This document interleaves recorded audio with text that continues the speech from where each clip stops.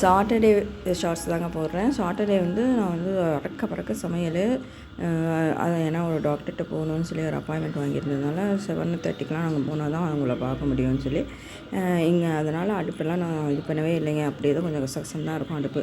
என்னென்னா இந்த தக்காளி இந்த மாதிரி பண்ணி பாருங்கள். இப்போ தக்காளி சீசனுக்கு சூப்பராக இருக்கும்.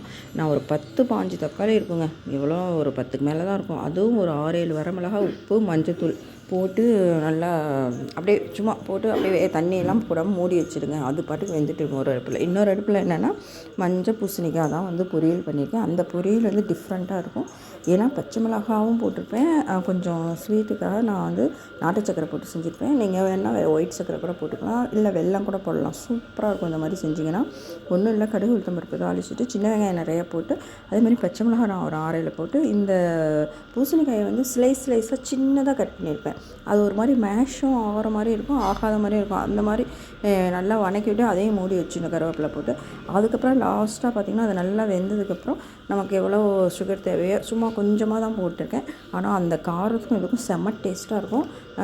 இந்த தக்காளி பார்த்திங்கன்னா நல்லா வெந்ததுக்கப்புறம் இறக்கி ஆற வச்சு ஒரு மிக்சியில் ஒரு அடி அடிச்சுட்டு அதில் திரும்பவும் வந்து எண்ணெய் போட்டு கடுகு உளுந்து கடலைப்பருப்புலாம் போட்டு கொஞ்சம் பூண்டு சின்ன வெங்காயம் போட்டு நல்லா வணக்கி விட்டுட்டு ஒரு 2-3 பச்சை மிளகாய் நீல வாக்கில் கீரி போட்டிங்கன்னா இந்த தக்காளி புளிப்புக்கும் காரத்துக்கும் சூப்பராக இருக்குங்க. இந்த பச்சை மிளகாயோட ஃப்ளேவரும் அந்த தக்காளியோட புளிப்பும் அந்த உப்பு ஆட் ஆகி செம்ம டேஸ்ட்டாக இருக்கும். இந்த மாதிரி ஒரு தடவை செஞ்சு பாருங்களேன். இது வந்து இட்லி தோசைக்கும் தொட்டு சாப்பிட்டுக்கலாம், நாம் சாப்பாட்டுக்கும் நல்லாயிருக்கும். அந்த மாதிரி இது மாதிரி தக்காளி இது பண்ணியிருப்பேன். சூப்பராக இது கடையல்னு சொல்லுவாங்க.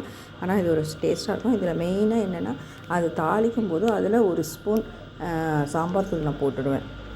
அந்த கடுகு இதெல்லாம் தாளிக்கும் போதே ஒரு ஸ்பூன் சாம்பார் தூள் போட்டுடுவேன். செம்மையாக இருக்குங்க இந்த மாதிரி செஞ்சிங்கன்னா.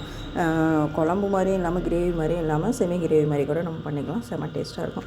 ஆஸ் யூஷுவல் அப்புறம் மாவு கொஞ்சோண்டு இருந்தது, அது வந்து பணியாரம் போட்டுட்டு கடலை சட்னி தேங்காய் உடைச்சி சட்னி அரைச்சாச்சு. அவ்வளோதான். இன்றைக்கி வந்து சிம்பிளான சமையல் தான் சாட்டர்டே. ஆனால் இது போடுறதுக்கு தான் டைம் இல்லை.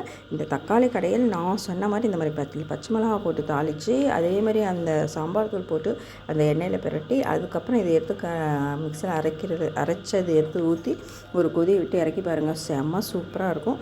மாவு கொஞ்சமாக இருந்தது, அதனால் அதில் வந்து கொஞ்சம் வெங்காயம் அதெல்லாம் போட்டு பணியாரம் போட்டேன். அவ்வளோதாங்க. இன்றைக்கி மார்னிங் டிஃபனும் லஞ்சும் இது தான். சாட்டர்டே ஷார்ட்ஸ் போட லேட் ஆகிடுச்சு. இன்றைக்கி தான் நான் போஸ்ட் பண்ணியிருக்கேன். பிடிச்சிருந்தா லைக் பண்ணுங்கள், ஷேர் பண்ணுங்கள், மறக்காமல் சப்ஸ்கிரைப் பண்ணுங்கள். அர்ஜெண்ட்டாக நம்ம சமைக்கணுன்னா இந்த மாதிரி தக்காளி வெங்காயம் இருந்தால் போதுங்க, செஞ்சிடலாம்.